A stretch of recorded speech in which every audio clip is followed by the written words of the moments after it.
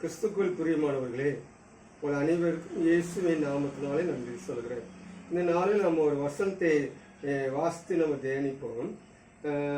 யோவான் 8ஆம் அதிகாரம் 32வது வசனம் இப்படி சொல்லுகிறது: சத்தியத்தை அறிவீர்கள், சத்தியம் உங்களை விடுவிக்கும் என்றார்.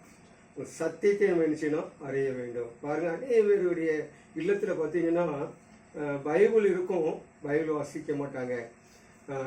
ஜெபம் பண்ணுவாங்க, பைபிள் வாசிக்க மாட்டாங்க. ஆனால் பைபிள் சத்தியத்தை அறியும் பொழுது சத்தியம் என்ன செய்யும்? விடுதலாகும். பாருங்க, எனக்கு தெரிஞ்ச ஒரு நண்பர், அவங்க பைபிள் என்ன செஞ்சுட்டாங்க, எங்கள் வீட்டில் வச்சுட்டு போயிட்டாங்க. ஆனால் அவங்க வாங்கிட்டு போய் ஒரு வாரம் வச்சு வீட்டில் வச்சுக்கிட்டே இருக்கிறாங்க. அவங்க என்ன பைபிள் வாசிக்கிறாங்கன்னு தெரியல. இதே போல தான் அவன் அநேகருடைய குடும்பங்கள் அநேகருடைய சத்தியத்தை நிச்சயில நம்ம சரியாக அறிந்து கொள்ள முடியல.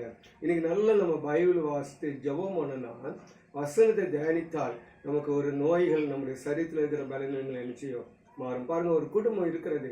அந்த குடும்பத்தில் பாருங்க, அவங்களுடைய குடும்பத்தில் ஒரு 4 பேர் இருக்கிறாங்க. 4 பேருக்கும் அவங்க சுகம் இல்லாமல் ஏதாவது ஒரு பலவீனம் இருந்துகிட்டே இருக்கும். அவங்க வீட்டில் பைபிள் இருக்குது, வசனம் இருக்குது, எல்லாம் இருக்குது. ஆனால் நினைச்ச மாட்டாங்க, வாசிக்க மாட்டாங்க.